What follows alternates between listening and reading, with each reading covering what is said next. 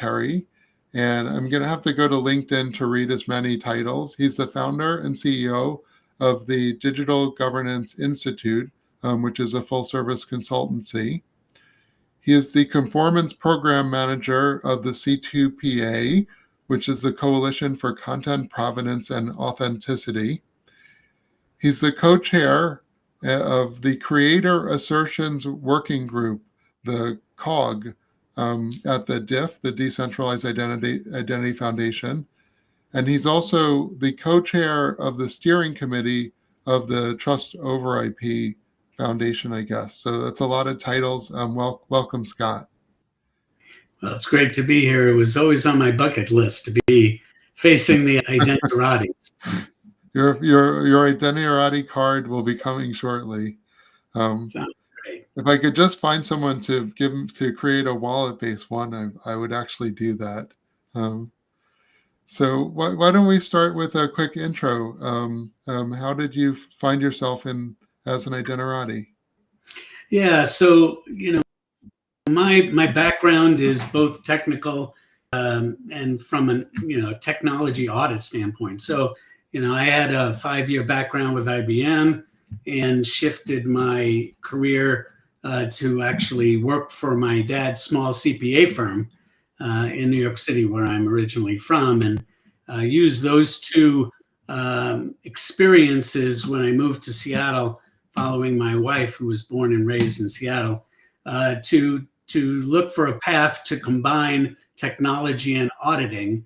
And that was right around the time of the birth of the internet. So I was working for Deloitte at the time, and as it was really exploring the use of the internet as a vehicle for e-commerce, which not too many people were thinking that would be the vehicle to do, but I saw the opportunity to do that, and obviously with the risks associated with that. But we decided as a collective organization not to deal with the risks, and we're still facing it today. And so I had to kind of abandon my focus around e-commerce security until really after 9/11, when the US federal government got involved and used digital credentials to create a PKI to issue identity credentials to all agency professionals and create the largest PKI ecosystem at the time in 2005. And I got involved in working with Boeing locally in Seattle to help them communicate to other partners and the DoD using identity credentials, and became a auditor of certification authorities.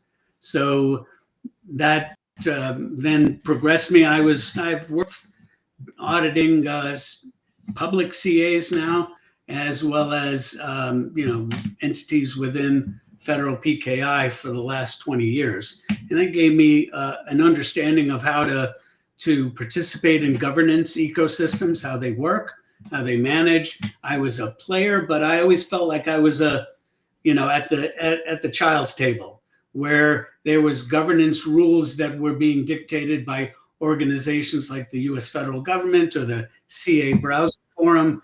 And I was obligated to hold players accountable for that instead of actually getting involved in setting the rules. And so with the emergence of verifiable credentials and decentralized identity, I got pretty clear, realizing that the current infrastructure wasn't going to work with that we needed to find alternative ways to use cryptography to encapsulate claims about a variety of things, and got actively involved in eventually the birth of the Trust Over IP Foundation and now project, and decided also that I would move out of the audit business, which I did at the end of last year, and started my own governance consulting organization, taking and the governance methodologies and toolkits that we built under the Trust Over IP, and putting that out to the marketplace, to governing authorities that felt that they needed transparency and accountability over a set of claims that they were trying to control digitally. So, and that's led me to the C2PA, and we can talk a little bit about that. Yeah. Well, that's a great intro, and let's start with the Trust Over IP Foundation itself. What is that, and how did it come about? So back in the day, I think the orientation for trust over IP came from the sovereign blockchain network, where we were looking for a place to attach connections to public keys, and the emergence of decentralized identifiers, DIDs, and within the sovereign network, we were, Drummond Reed and myself, we developed a governance working group within Sovereign. And we realized that, the work, even though Sovereign went its own direction, that we were really moving forward with a multi-stack, both technology and a governance architecture on how we would promote decentralized identity on the internet. And so we took a lot of the materials and good work and governance framework that we developed within Sovereign to then establish Trust Over IP 5 years ago, past May. And we've been working with that for the last 5 years. We just had a symposium which highlighted a lot of the activities that we're doing within filling out the stack, both technically and also from a governance standpoint, because it's the only kind of architecture that considers both technology and governance. And so we, had some challenges around funding, and so looked to the Linux Foundation and the new group that had been set up last year called the Linux Foundation Decentralized Trust, and we became a project under that. And there are, they have Hyperledger in there, and they have the Open Wallet Foundation in there, and it's a great organization to be part of that umbrella. Yeah, and actually, Janssen Project, the project that I lead, is also at Linux Foundation. So welcome to the club. And let's dig into a little bit on the. So you helped develop the Trust Over IP governance Metamodel. Could maybe tell us a little bit about what that means or what that does. Let's just start there. Yeah. Trust Over IP governance model.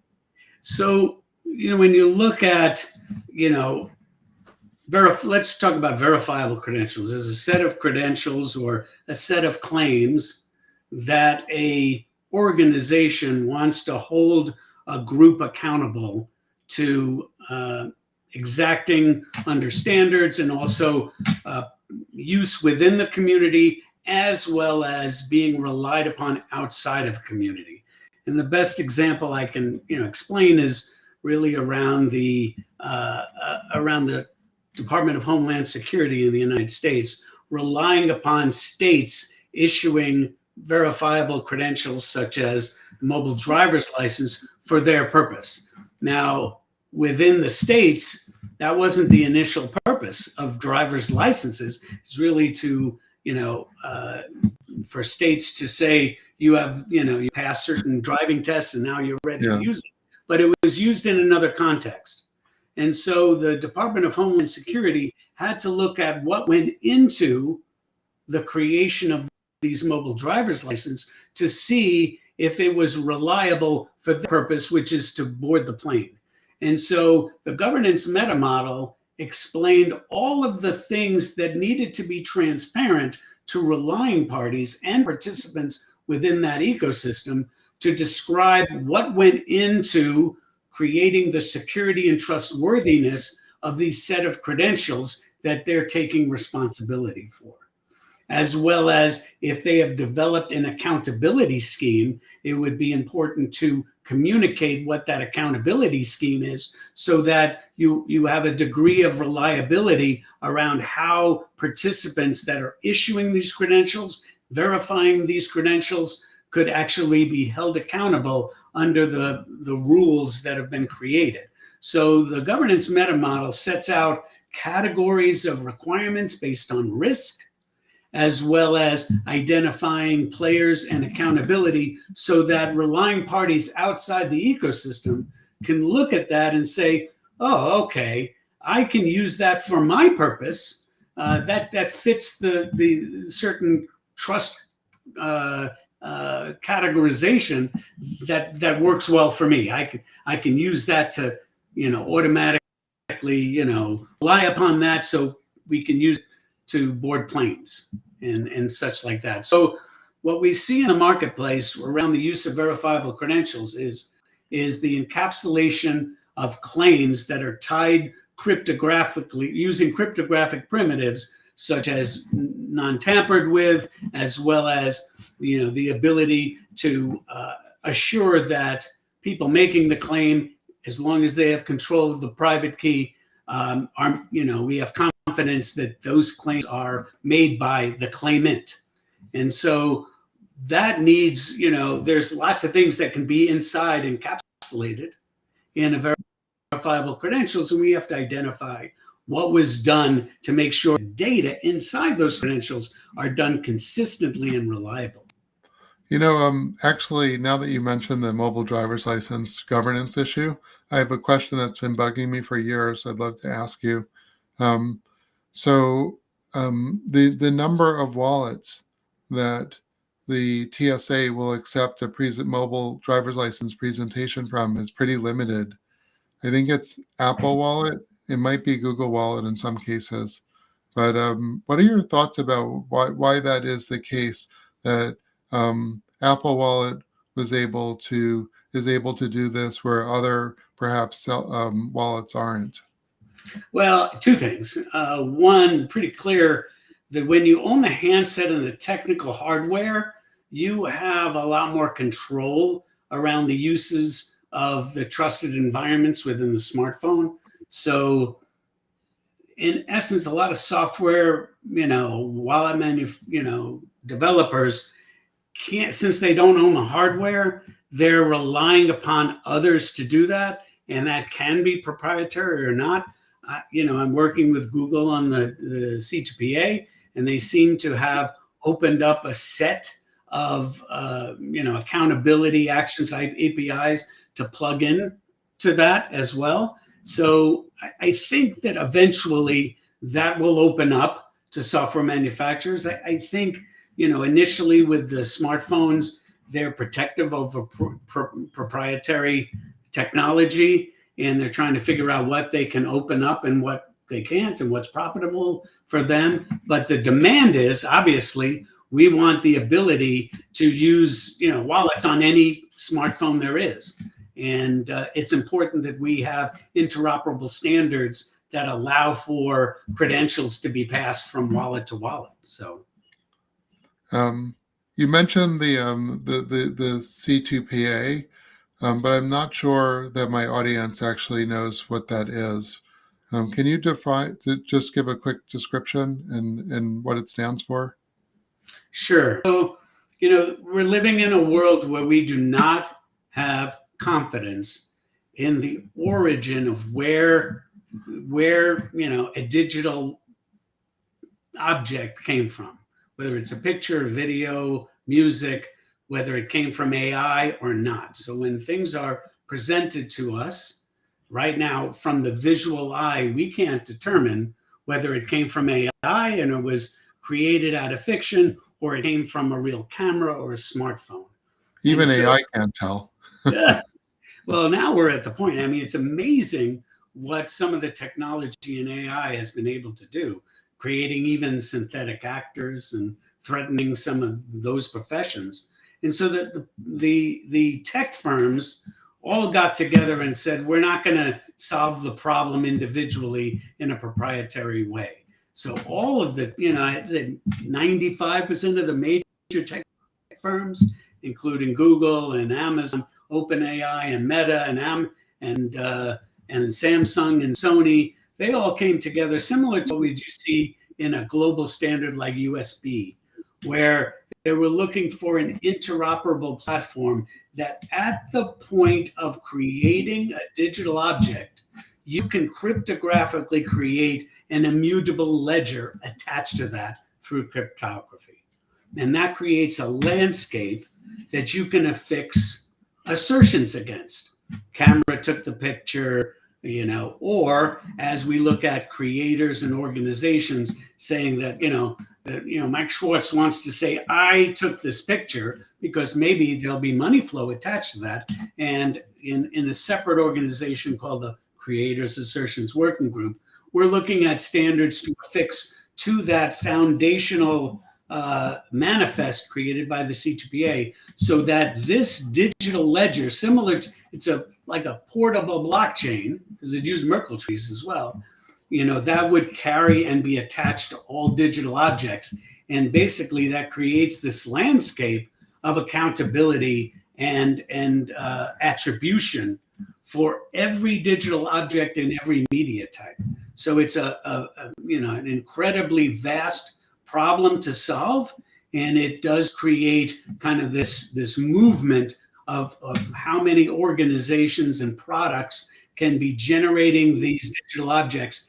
In addition, at the time, at the source and origin, creating these digital ledgers, as well as other products verifying that these, the properties in the manifest are verified appropriately. And so that's what the C2PA standard is designed to do. Let me give a concrete example and see if I'm on the right track. So you're saying that this trust is built from the hardware layer up. So if I am Sony and I make a camera, at the time I click that picture, I create some metadata about that picture. Maybe the type of camera it was taken from, the time that the camera has, the location if the camera has that information. And I write that. I probably don't know the identity of the user because I'm a camera. But I start from some, assertion, whatever I can assert. I assert that and I assign it. And then maybe the software that I use to download it from the camera and process it, maybe that adds another layer, some more metadata. This was updated by, this Adobe, Photoshop. And here's a different signature that I created on this original object. So you're saying that basically, as this digital asset goes through its life cycle, we're going to create sort of this onion of signed assertions that you can somehow unravel to get to the core and to prove things about it. Is that what you're talking about? Absolutely. And great examples about, the initial camera. So the camera manufacturers will have to get an X509 certificate that would be used to sign the metadata at the point of creation of the picture. So then we have the canvas, we have the hard binding of the manifest to the picture, and now it's out and it's set. So if you want to make an edit to that, and Adobe Photoshop is past the C2PA conformance program, they will do additional actions. They can do editing and cropping and all kinds of things. All of those actions are added to the metadata. So those are product generated type of actions. And that can continue as you're doing product oriented actions. But how about people and organizations? Or how about industry metadata that you want to apply to that? Well, the C2PA creates a container for that. They're called gathered assertions, but they did not want to get focused in, the wide variety of different identities that could make those claims, as well as the almost infinite metadata that you could then later apply to that. So the Creator Assertions Working Group is creating standards to allow those things to happen. And we're actively working with media companies, music companies to affix already existing standards and methodologies to apply to this now new canvas that's immutable and attached to digital objects. Interesting. I had a guest, Josh Cornejo, a couple of episodes back, and we were talking about ODRL, the Open Digital Rights Language, It's a W3C standard. Is what you're talking about um, at the Creator Assertions Working Group? Is that like an ODRL 3.0 or something? Like talking about who has the rights to this photograph, not just, this was a photograph shot on a Nikon camera on this time. Yes, but I would say, I'm more familiar with a different ISO standard, which is called JPEG Trust. And what JPEG Trust is looking at for intellectual property rights and to assign, let's say, trust signals or signals that legal jurisdictions would recognize. So, you can say, Mike, you could say you're claiming this video and you can attach to it. Well, did you have the right to do that? Yeah. That still needs to be, evaluated by courts of law. But the signals and the information that's attached and the fact that there's immutability between it is very persuasive in courts of law. And so JPEG Trust looks at kind of coming up with profiles of trust based on what the signals are coming from this manifest to be able to communicate to the legal jurisdictions to allow for intellectual rights declarations to be made. So I want to hit the last in the trifecta of acronyms, VLEI. What is VLEI? Verifiable Legal Entity Identifier. And how does it relate to C2PA? So, we're back in the day, and people, a lot of people, especially in the United States, are very familiar with Dun & Bradstreet.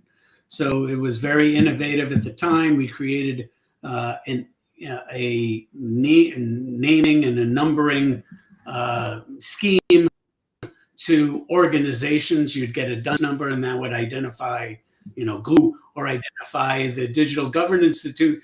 But Dun & Bradstreet, it was a private organization, and did it expand to the world and all of that aspects? Well, I say a number of years ago, I don't know when the Global Legal Entity Identifier Foundation was created, but it was created mostly, from the G20 group that wanted to get a handle over interoperability in the finance area.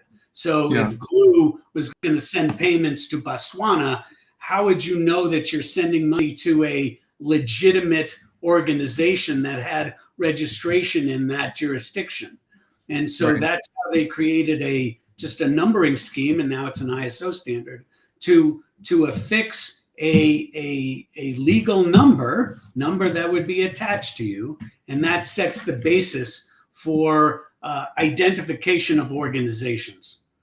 And so once that was established and you had governance around it, because you have to go to a registrar to get an LEI, and you could affix an LEI actually in an X509 certificate, and this has now become, generally accepted.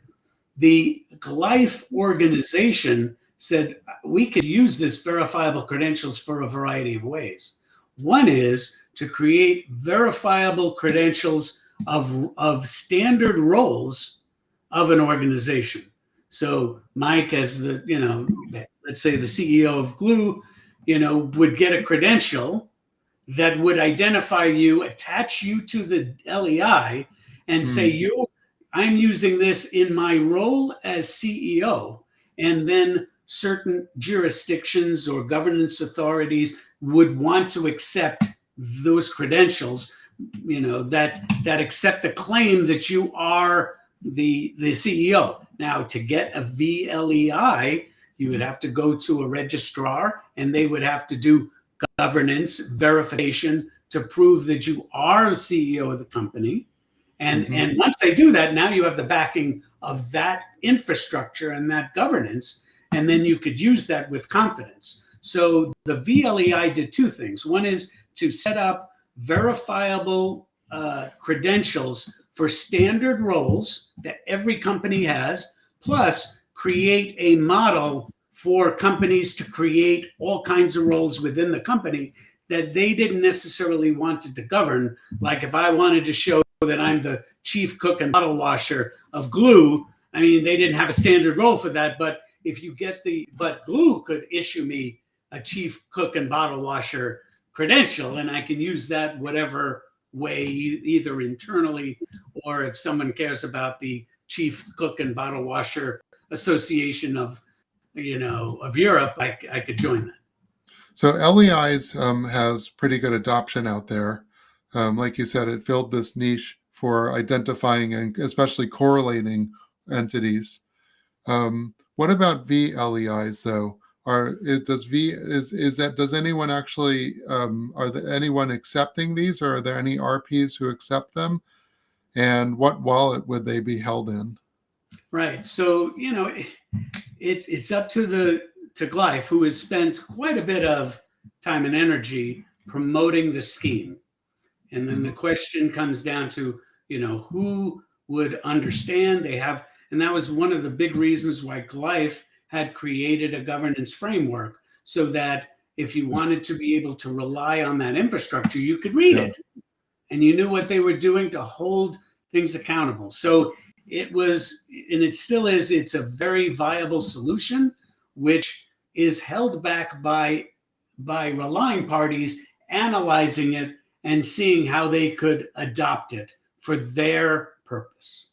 And so they are, I'd say now, I'd say GLEIF is starting to get traction in a variety of different international, venues, such as financial reporting. I think is really where they're spending a lot of time and energy, because that was kind of the original orientation of LEI. But we are looking at affixing the organizational identifier in the C2PA manifest through the use of the Creator Assertions Working Group. So GLEIF is working with the COG group.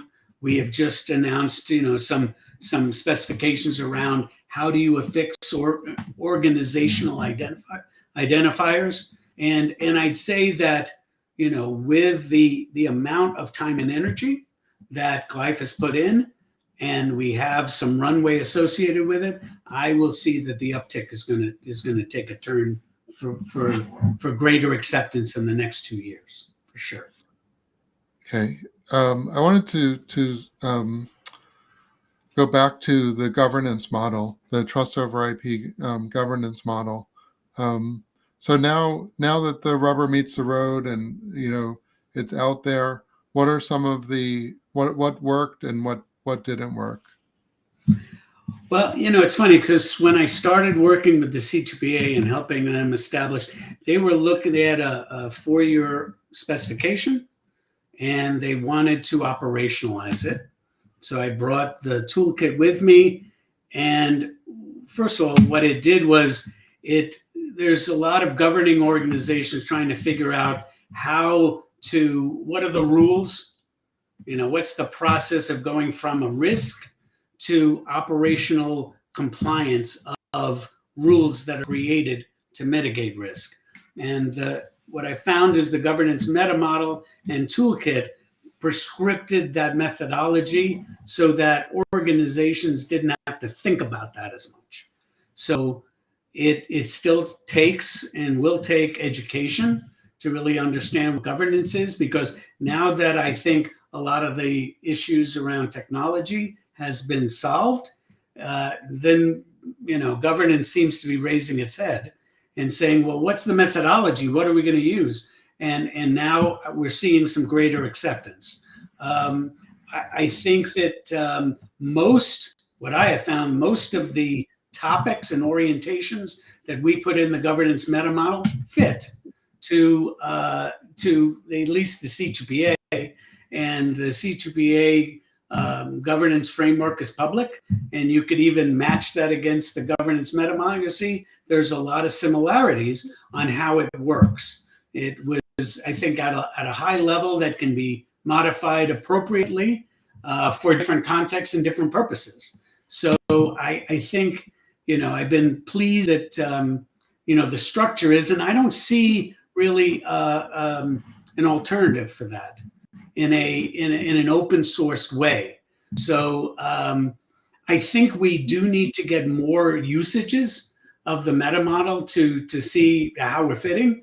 But I think in the ones that have adopted this so far, which is, GLEIF and Bhutan has used it, Yoma in Africa, C2PA, we're finding that has been very useful, into accelerating, getting from idea to conformance quickly.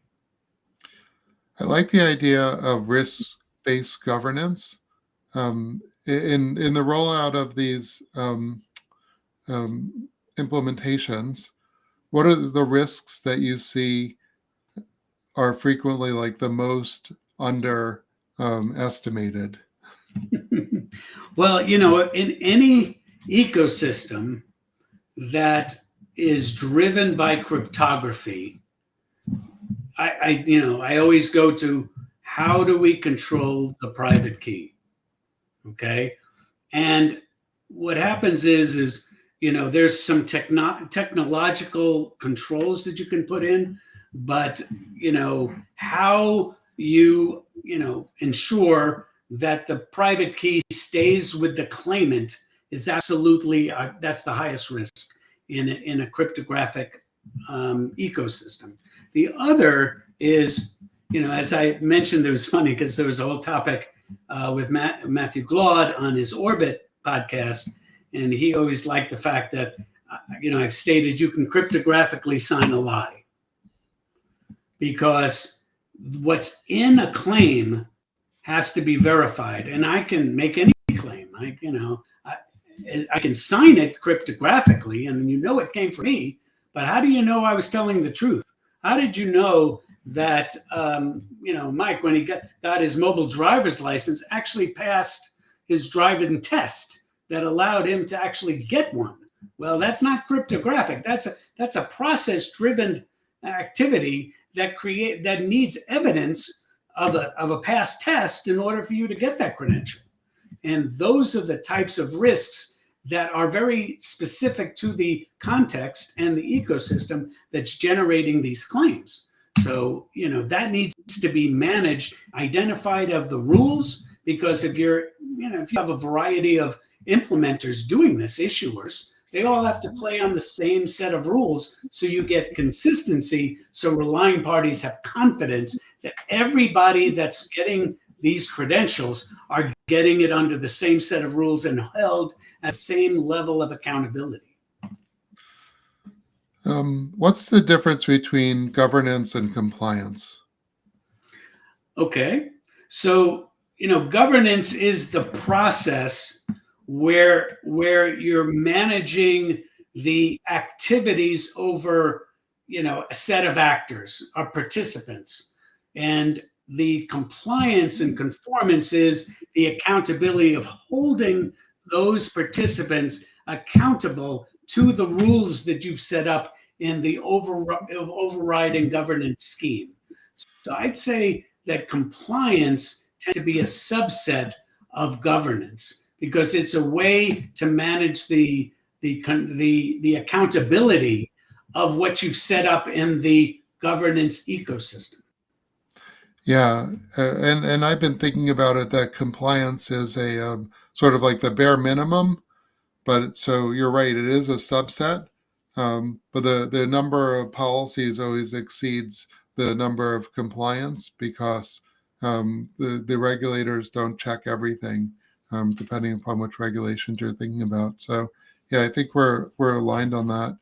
Well, the other thing to think of is there is a dimension of depth in compliance.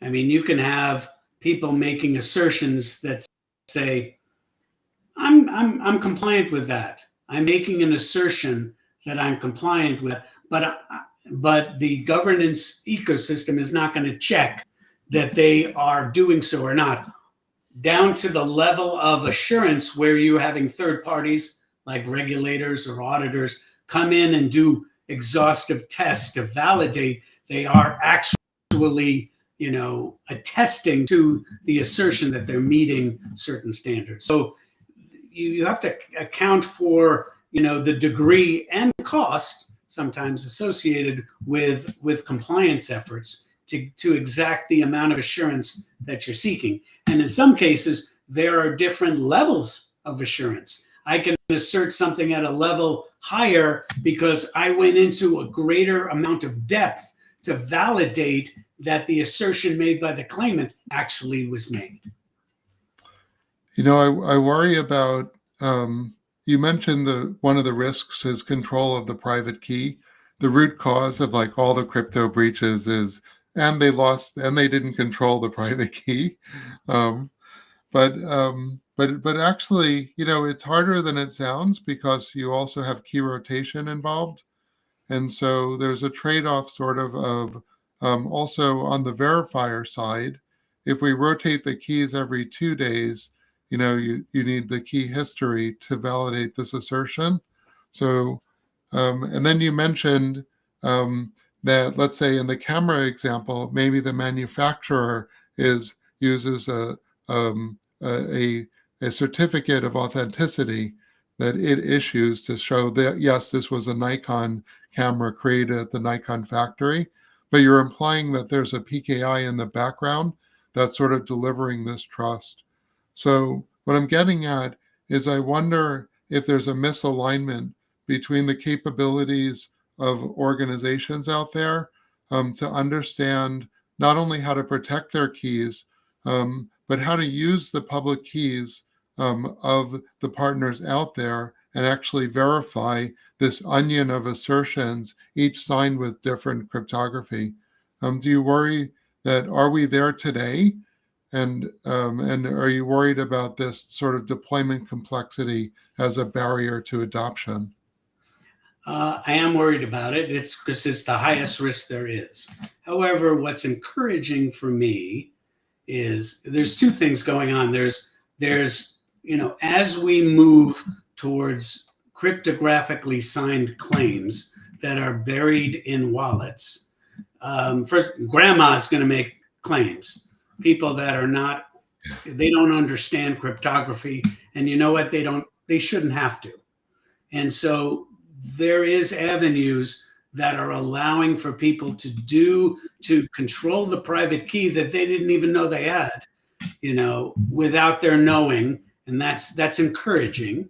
There are more hardware-based components for trusted environments going down to the handset, which is absolutely required if we're going to decentralize trust. We need to have that trust at the handset layer. And I'd say that there's a lot of movement there to happen at the time. What we're finding and what we do in the C2PA is we have implementation security requirements where the control of the private key is absolutely critical. So if you're a smartphone manufacturer, you better have the ability to control the private key at the handset level. And you have to demonstrate that how you can get, that signing credential in the handset done in a way that, is never exposed and protects, Right. Could I just pause you for 1 second? As a former PKI infrastructure sort of auditor, it's actually quite difficult. And how many CAs that you audited? There aren't that many CAs out there for this reason. That's why being a CA is valuable, right? Yes, and well, it's expensive because you have to get expensive hardware to protect private keys if you're using them on behalf of others. And so, in the marketplace, there are hardware security devices which, they run in the tens of thousands of dollars, in order to do that. So you can be a mom and pop, CA to have the level of trust and control of the private key, unless you get these certain devices which are rated, and certified by, our National Institute of Technology. But it's not just let's say a service provider like VeriSign, certainly they have the processes and procedures and technology in place to be a multi-tenant sort of issuer. But even your average company today is signing a lot of assertions. and managing keys and managing secrets. And so I feel like this challenge, especially at the infrastructure layer, you talk about the handset, but we also have assertions at the infrastructure layer.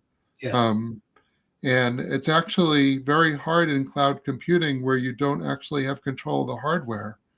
So how does that assertion bubble up from the hardware when you're on shared ephemeral hardware? And Right. so Well, I see these as very challenging issues. it's very well, and you raise a point. In the two major PKI infrastructures that I work with, federal government and the CE Browser Forum, they did not let cloud uh, HSMs be applicable. You had to have your own if you were a CA, because they didn't like that shared tenant scenario.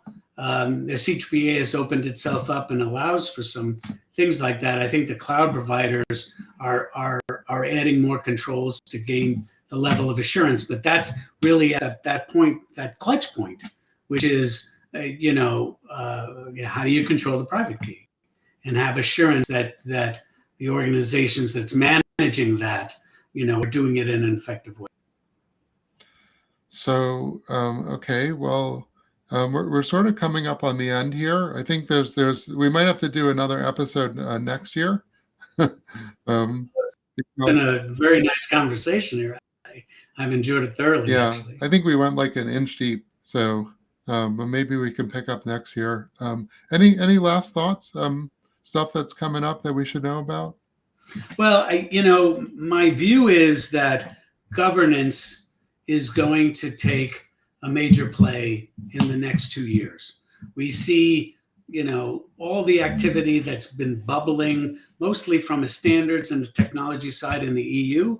But I think governance is going to be very active in that infrastructure, and I'm excited about that. I would look at the state of Utah. I was taking a leadership view around decentralized identity, as a replacement or an augmentation of mobile driver's license.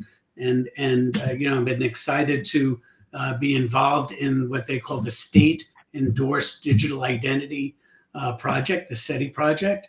So there are a number of things that are moving down the pike to come to a level of general acceptability, and there'll be more devices that people can use to take pictures and automatically create those manifests. So right now it's really the explosion of these cryptographic techniques to thwart the risks of AI that will make the next couple of years very interesting.